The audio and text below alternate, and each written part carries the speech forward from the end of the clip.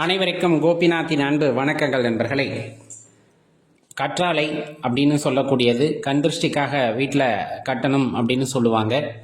அதை விட சிறப்பான பலன்களும் அதனால் உண்டு. அதைத்தான் இதில் நம்ம பார்க்க இருக்கோம். அதுக்கு முன்னாடி 12 திருமுறைகள் இருக்கு இல்லையா, அதை மீட்டு நமக்காக கொடுத்த மன்னரின் பெயர் உங்களுக்கு ஞாபகம் இருக்கா அப்படின்னு பாருங்கள். இருந்தால் கீழே கமெண்ட்டில் பதிவு பண்ணுங்கள். அவர்களையெல்லாம் நாம் கட்டாயமாக போற்ற வேண்டும் இல்லையா? இன்றளவும் மனித குலத்திற்கு தேவையான அவற்றை நமக்காக மீட்டு கொடுத்திருக்கிறார்கள். அப்படிங்கும் போது அவர்கள் என்றுமே அவர்களின் புகழ் இந்த உலகத்திலே நீடித்திருக்க வேண்டும் என்று எல்லாம் வல்ல அந்த இறைவனை வேண்டிக் கொள்ளலாம். இந்த கற்றாழை அப்படிங்கிறதோட சிறப்புகள் அப்படின்னு பார்த்தா, பொதுவாக மருத்துவ பலன் உண்டு, அதே போல் ஆன்மீகத்தில் அதுக்கான முக்கியத்துவம் உண்டு. சோத்து கத்தாழை அப்படின்ட்டு நம்ம ஊர் பகுதிகளில் கிராமப்புறங்களில் சொல்லுவாங்க. அது ரொம்ப எளிதில் கிடைக்கும். இந்த வேலிக்கெல்லாம் வந்துட்டு அதை பயன்படுத்துவாங்க.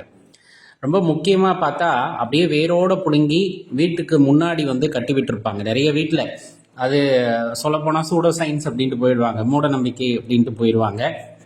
ஆனால் அந்த கற்றாழைக்கு கண்திருஷ்டியை போக்கக்கூடிய ஆற்றல் உண்டு அப்படிங்கிறத நம்ம பெரியோர்கள் நமக்கு எடுத்து சொல்லியிருக்கிறார்கள். அது அனுபவ ரீதியாக சில பேர் வந்து பார்த்துருப்பாங்க. ஒரு சோத்து கற்றாழையை கட்டுறோம் அப்படிங்கிற பட்சத்தில் அது அப்படியே சில பேர்த்து வீட்டில் தளன்னு இருக்கும். ஆனால் ஒரு சில வீட்டில் அப்படி இருக்காது. சீக்கிரமாக காஞ்சி போயிடும், சீக்கிரமாக அழுகி போயிட்டு அப்படி அதில் பூச்சியெல்லாம் உண்டாயிடும். அது அந்த கற்றாழையோட தன்மையா அப்படின்னு கேட்டால் ஒரு வகையில் இருக்கலாம். ஆனால் அடிக்கடி அந்த வீட்டில் பாதிப்பு ஏற்படுது அப்படிங்கும்போது அந்த எதிர்மறை சக்திகளோட ஆற்றலாக இருக்கலாம் அப்படின்னு சொல்லுவாங்க. அப்போ அதை வச்சே நம்ம தெரிஞ்சுக்கலாம் வீட்டில் கண்ணூறு பாதிப்பு இருக்கா அப்படிங்கிறது. அந்த கண்ணூறுகளை தடுக்கக்கூடிய ஆற்றல் அந்த கற்றாழைக்கு உண்டு அப்படிங்கிறது நம்ம பெரியவங்க நமக்கு எடுத்து சொல்லியிருக்காங்க. இது ரொம்ப முக்கியம் என்ன அப்படின்னா, வீட்டுக்கு முன்னாடி நட்டு வைக்கலாமா அப்படிங்கிற ஒரு கேள்வி இருக்கும். நடலாம், ஆனால் அது புதர் போல என்ன சொல்கிறது, அருகாமையில் சின்ன சின்ன கற்றாழைகள் அப்படியே வந்துக்கிட்டே இருக்கும். அது ஒரு புதர் மாதிரி ஆகிடும். அதை சரியாக சுத்தப்படுத்தி வைக்கணும், அப்போ கீழே நடலாம். இல்லை நம்மளால் சுத்தப்படுத்த முடியாதுன்னா மேலே கட்டி விட்டுறது தான் நல்லது. ஏன் அப்படின்னம்னா, இந்த புதர் மாதிரி வந்தது நம்ம சுத்தப்படுத்தலைன்னா விஷ ஜந்துக்கள் அதுக்குள்ளே அன்றதுக்கான வாய்ப்பு இருக்குது. அப்படிங்கிறனால தான் அதை தவிர்த்துக்கலாம் அப்படிம்பாங்க. ஆனால் அதுக்கு ஒரு அற்புத சக்தி உண்டு. என்ன தெரியுமா? அந்த வேர் பகுதியில் அதிக தண்ணீரை வந்து இழுத்து வச்சுக்கும். தனக்கு அந்த அந்த ஈரத்தை அப்படியே அந்த வேரை சுற்றி எப்போவுமே வச்சுருக்கும். அப்போ என்ன பண்ணுவாங்கன்னா, இந்த இயற்கை வேளாண்மையிலையெல்லாம் பார்த்தீங்கன்னா, ஒரு மரம் நடுறாங்க, மரக்கன்று நடுறாங்க, வேப்பங்கன்று நடுறாங்க, அது வளரணும் அப்படின்னா சுற்றி 2 கற்றாழையை வச்சு விடுங்க அப்படிம்பாங்க. அது என்ன பண்ணும், தண்ணி ஈர்த்து வச்சுக்கிட்டு அப்பப்போ அந்த வேர்பகுதியில் ஈரத்தை கொடுத்துக்கிட்டே இருக்கனால அந்த வேப்பங்கன்னோ அல்லது நம்ம நடவு வச்ச அந்த கண்ணோ தண்ணி அதிலிருந்து எடுத்துக்கிட்டு நல்லா வளரும். அதாவது வறண்ட சூழ்நிலையிலுமே கூட நல்ல வளர்ச்சி அடையும் அந்த தாவரங்கள் அப்படின்னு சொல்லப்படும் கற்றாழையை வைக்கும்போது. அது வேணால் நீங்கள் முயற்சி செஞ்சு பாருங்கள். கரூரில் வானகத்தில் போனீங்கன்னா அதை பற்றி சிறப்பாகவே சொல்லி தருவாங்க, நம்மாழ்வாரோட அந்த பண்ணையில். அப்போ அவ்வளவு தனித்துவம் வாய்ந்தது அப்படிங்கிறதோட சேர்த்து கண்ணூறுகளை போக்கக்கூடிய ஆற்றல் வாய்ந்தது அப்படின்னு சொல்லுவாங்க. அது காஞ்சி போயிடுது அப்படின்னா உடனே மாற்றிடுறதும் நல்லது. இது ஒரு பக்கம். உண்மையாகவே சித்த மருத்துவத்தில் இதுக்கு ஒரு முக்கியத்துவம் உண்டு. அந்த சோத்து கற்றாழை எடுத்து நல்லா அலசிடணும். ஒரு 5-6 தடவை நல்லா கழுவுனா தான் அந்த வளவளப்பு அப்படிங்கிறது கொஞ்சம் கொஞ்சமாக போகும். அதுக்கப்புறம் அந்த கசப்பு கொஞ்சம் தனியும்.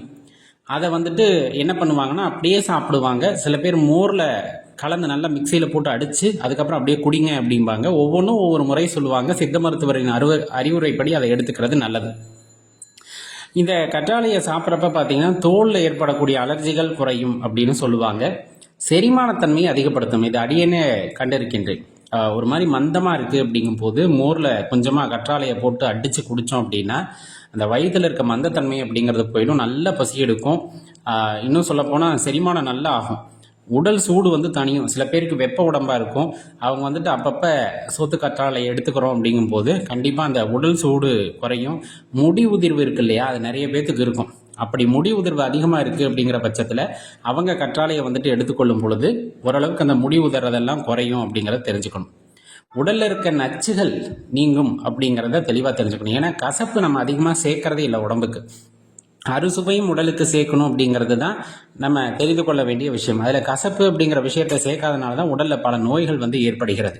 இது இந்த கற்றாழை எடுத்துக்கொள்ளும் போது உடலில் இருக்கக்கூடிய நஞ்சுகள் அப்படிங்கிறது நீங்கும் அப்படிங்கிறத தெரிஞ்சுக்குங்க. பெண்களுக்கு வந்து இந்த மாதவிடாய் பிரச்சனை இருக்குது அப்படிங்கிறவங்க இந்த கற்றாழை வந்து சித்த மருத்துவருடைய அறிவுரைப்படி நீங்கள் எடுத்துக்கிறீங்க அப்படின்னா அதில் உள்ள பிரச்சனைகளும் தீரும் அப்படின்னு சொல்லுவாங்க.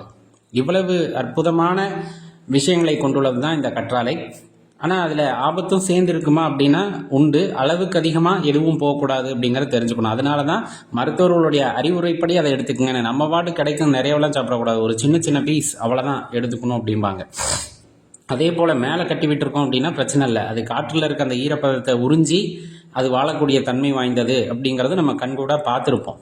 ஆனால் அதை கீழே நட்டு வைக்கும்போது புதர் மாதிரி மண்டி வரும் அப்படிங்கிறனால அந்த இடத்த சுத்தமாக பராமரிக்க முடிஞ்சால் கீழே நட்டு வைக்கலாம். அப்படி இல்லை அப்படின்னா அதை மேலேயே கட்டி விட்டுக்கலாம். கந்திருஷ்டினால் அது காஞ்சி போகுது அப்படின்னா உடனே மாற்றிடுறது அப்படிங்கிறதும் சிறப்பு அப்படிங்கிறத ஞாபகம் வச்சுக்கோங்க. இப்போ மீண்டும் அந்த கேள்வியை கேட்குறோம். ஞாபகம் இருந்தால் கீழே கமெண்ட்டில் பதிவு பண்ணுங்கள். 12 திருமுறைகளை மீட்டு நமக்காக கொடுத்த மன்னரின் பெயர் என்ன? ஞாபகம் இருந்தால் கீழே கமெண்ட்டில் பதிவு பண்ணுங்கள். நன்றி, வணக்கம்.